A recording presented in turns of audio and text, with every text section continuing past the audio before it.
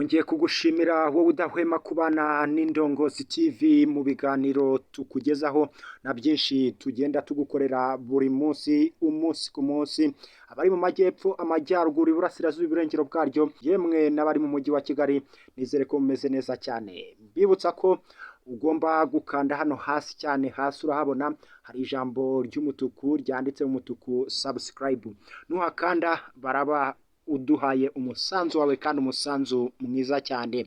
Kugeza kuri ubu ngubu ngufitiye inkuru igezweho, navuga ngo ni inkuru utasanga ahandi. Kuri ubu ngubu icyo nakubwira nuko irushanwa rya Miss Rwanda 2021 ririmo agashya, rizaba ritandukanye n'andi marushanwa yose yabanje mu bihe byagiye bitambuka. Nkwibutse ko Miss watowe Miss 2020 ni Ishimwe Naomi. Navuga ngo ni Miss utarabajije gusa n'ugaragara hanze ahangaha kubera ko yaje kuba agira ikibazo ubwo yatorwaga mu kwezi kwa kabiri umwaka wa 2020. Icyorezo cya COVID-19 cyariho kiza gukaza umurego mu kwezi kwa gatatu umwaka wa 2020, biza gutuma u Rwanda ibikorwa bigenda bihagarara. Navuga ngo iki cyorezo rero mu ngaruka cyagiye gishyira cyangwa se giteza nuko hari bimwe mu bintu bigiye bitandukanye byagiye bihagarara. Ibyo nakubwira ni nk'amashuri muri icyo gihe yarahagaze, abanyarwanda bose bajya muri guma mu rugo. Ikindi nakongeraho nuko ibintu bijyanye n'ibitaramo, utubari n'ibintu bigiye bitandukanye byagiye bihagarara. Ibyo ngibyo nta kindi cyari gukorwa nuko ikoranabuhanga ryagombaga kwimakazwa, ibintu bigenda neza cyane, byose bigakorwa hifashishijwe ikoranabuhanga.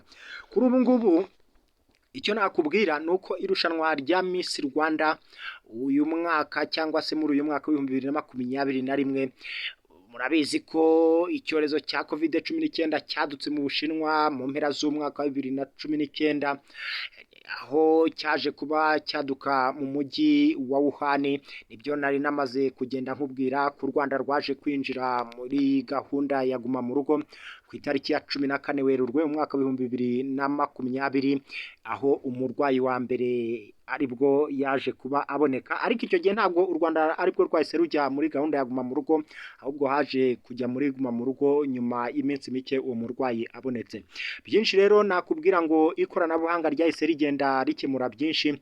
None kugeza ubu ngubu hari ku munsi w'ejo, hari ku itariki ya 4 Gashyantare uyu mwaka wa 2021, itsinda ritegura Miss Rwanda, iryo tsinda akaba ari Rwanda Inspiration Backup, ryaje kuba batangaza ko uyu mwaka wa 2021 irushanwa rya Miss Rwanda rizategurwa hifashishijwe ikoranabuhanga kugira ngo harindwe ubuzima bw'abahatana.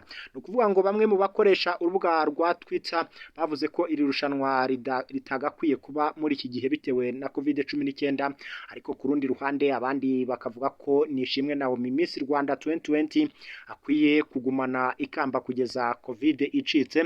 Ariko abandi bakibaza batese iri kamba abaye arigumanye ni Ishimwe Naomi yazarigumana kugeza ryari COVID ibaye igumaho, nubwo yego inkingo ziragenda zigera mu Rwanda muri ibi minsi iri imbere.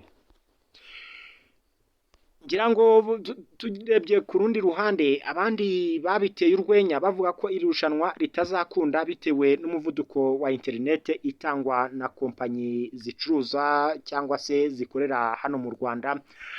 Noneho Miss Rwanda 2019 uwo nta wundi ni Mwiza, bamwita ni Mwiza Megan, umuvugizi wa Rwanda Inspiration Backup itegura Miss Rwanda, yavuze ko banogeje gahunda zose zibemerera gukora iri rushanwa kandi ko banarebye ku yandi marushanwa y'ubwiza yabaye muri iki gihe cya COVID-19. Amagambo ye Miss ni Mwiza Megan yagize ati ibikorwa byinshi ku isi byabaye ngombwa ko bihinduka mu buryo bushya nyuma y'iyaduka ry'iki cyorezo. Ati nta cyabuza na Miss Rwanda rero. Ati inzira zose zarashakishijwe kugira ngo imyiteguro y'irushanwa rya Miss Rwanda 2021 rikorwe neza nk'ibindi bikorwa byinshi bitandukanye. Ikindi nakubwira, Miss Rwanda siyo ya mbere igiye gukorwa ikindi nakubwira nuko Miss Rwanda siyo ya mbere igiye gukorwa irushanwa yifashishije iyakure cyangwa se murandasi, ariko nanone ni ubwa mbere iri rushanwa rya Miss Rwanda rigiye kuba mu muhezo, kuba ku nshuro ya 10 mu buryo budasanzwe bitewe n'iki cyorezo cya COVID-19. Mu mpera z'Ukuboza umwaka ushize muri Nigeria hasojwe irushanwa rya Miss Africa Calabar 2020 ryabaye hifashishijwe ikoranabuhanga.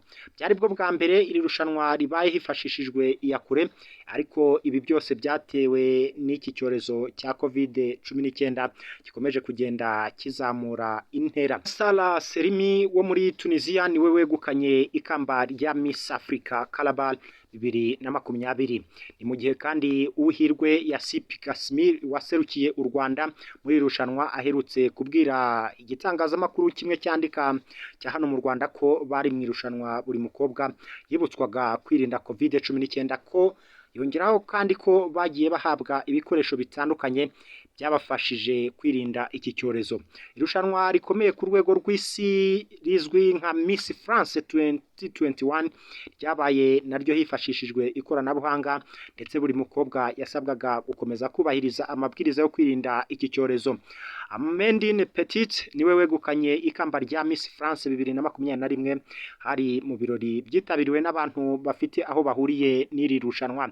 Irushanwa rindi nakubwira ryabaye hifashishijwe ikoranabuhanga ni irya Miss w'isi cyangwa se Miss World 2020, ryagombaga kuba hifashishijwe ikoranabuhanga, ariko iri rushanwa rikaza kuba risubikwa. Ryasubitswe bidatewe nuko bananijwe na internet, ahubwo byatewe nuko bimwe mu bihugu byari kohereza abakobwa bari bakiri mu bihe byaguma mu rugo kandi batarafungura ingendo z'indege.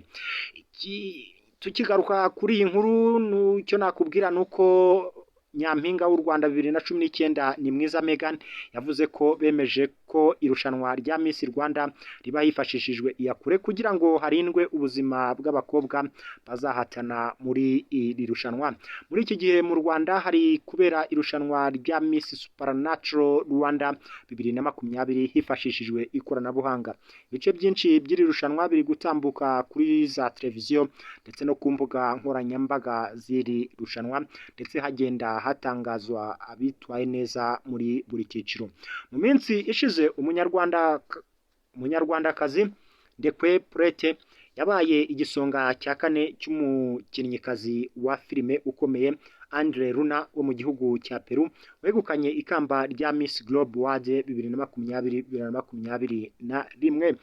Ikindi wenda tukiri kuri iyi nkuru ijyanye n'irushanwa rya Nyampinga w'u Rwanda, nuko iri rushanwa uyu mukobwa yari amazemo igihe yifashishije ikoranabuhanga. Miss Globe World ni irushanwa rigamije guteza imbere uburezi, ryari rimaze hafi amezi 4 rihatanyemo abakobwa bagera kuri 500 mu bihugu birenga 150, bavuyemo 48 bashakishijwemo uwegukana ikamba rya Miss Globe World. Mu bakobwa 48 bari bahatanye muri Miss Globe World, Ndekwe Prete niwe wari uhagarariye u Rwanda muri aya marushanwa. Uyu mukobwa ni nawe waserukiye u Rwanda mu irushanwa rya Miss Earth ryabaye mu mwaka wa 2019, aherutse kubwira igitangazamakuru kimwe cyandika cyane mu Rwanda Kinyarwanda k'icyorezo cya COVID-19 n'igicogora bazabwirwa aho bazajya gufata amakamba batsindiye. Ebana murumva ko ibintu nuko rero biba bimeze. Abakobwa bazahatana muri Miss Rwanda hifashishijwe iyakure bazabikora gute? Ngira ngo namwe mwabyibaza. Icyo nakubwira bamwe mu makuru ari hanze nuko avuga ko umubare w'abakobwa biyandikishije muri Miss Rwanda 2021 ari munini cyane, ndetse ko hari n'abakobwa biga n'abasoje amasomo y'icyiciro cya 3 cya kaminuza bari mu Rwanda ndetse n'abari mu mahanga bamaze kuza i Kigali. Ni ukuvuga ngo umubare munini wazamutse bitewe nuko iri rushanwa ryohereje ibyo bagenderaho. Ni Mwiza Megan umuvugizi wa Rwanda Inspiration Backup itegura iri rushanwa rya Nyampinga w'u Rwanda yavuze ko bashingiye ku kuba abakobwa bariyandikishije bifashishije murandasi, cyangwa se ati twatekereje ko ari ngombwa gushakisha uburyo bwo kuyobora amarushanwa mu murongo w'ikoranabuhanga ndetse n'umuhezo aho kuba ryasubikwa. Irushanwa rya Miss Rwanda 2020 ryandikishijemo abakobwa basanzwe barahatanye muri iri rushanwa ndetse n'abashya bashaka kwambikwa iri kamba. Ikindi nakubwira nuko abakobwa bose biyandikishije muri iri rushanwa bamaze koherereza ibibazo bisa cyangwa se bimwe, buri wese azifata amashusho akoresheje telefone cyangwa se kamera cyangwa se ikindi gikoresho gifata amashusho asobanura uko yumva iyo ngingo yabashijweho. Akanama nkemurampaka rero k'iri rushanwa ntikazashingira ku mashusho yaba meza cyangwa mabi bitewe n'igikoresho umukobwa yakoresheje, ahubwo icyo bazagenderaho bazita ku byo umukobwa yasobanuye ikibazo cyangwa se ingingo yabajijweho. Umukobwa azohereza amashusho ye yifashe ayashyire ku rubuga rwa Miss Rwanda, abategura iri rushanwa bazashyikirize akanama nkemurampaka cyangwa se aba judges gahitemo abashije gutsinda hanyuma batangazwe. Kuvuga ngo kujyanye n'umubare akanama nkemurampaka kazahitamo ntuzwi, kuko no mu bihe bisanzwe bahitamo umubare w'abakobwa batandukanye bitewe n'intara babaga bagezemo n'uburyo abakobwa bafashije gusubiza. Wenda dusoza kuri iyi nkuru nuko abakobwa akanama nkemurampaka kazemeza ko batsinze bazatangira gutorwa ku rubuga rwa interinete no kuri SMS. Bizatangira tariki ya 22 uku kwezi kwa Gashyantare uyu mwaka wa 2021. Abazaba bamaze gutorwa ukongeraho abafite aho bahuriye n'irushanwa, abafata amafoto n'amashusho, akanama nkemurampaka, abakoresha imbuga nkoranyambaga ziri rushanwa, abatetsi, abakora make-up n'abandi bazapimwa COVID-19 hifashishijwe PCR buri muntu n'ibihumbi 50. Ibizamini nibigaragaza ko bose ari bazima bazajya ahantu hamwe muri La Paris Hotel Nyamata kuva ku ya 3 Werurwe umwaka 2021. Nta muntu uzaba wemerewe kwinjira no gusohoka, ibizabera byose bizajya bitambuka kuri televiziyo Rwanda. Guhitamo abakobwa 20 bahatana mu cyiciro cya nyuma preselection bizaba ku itariki ya 6 Werurwe 2021. Bizakorwa mu buryo busanzwe, hazitabazwa akanama nkemurampaka abakobwa biyerekane nk'uko bisanzwe.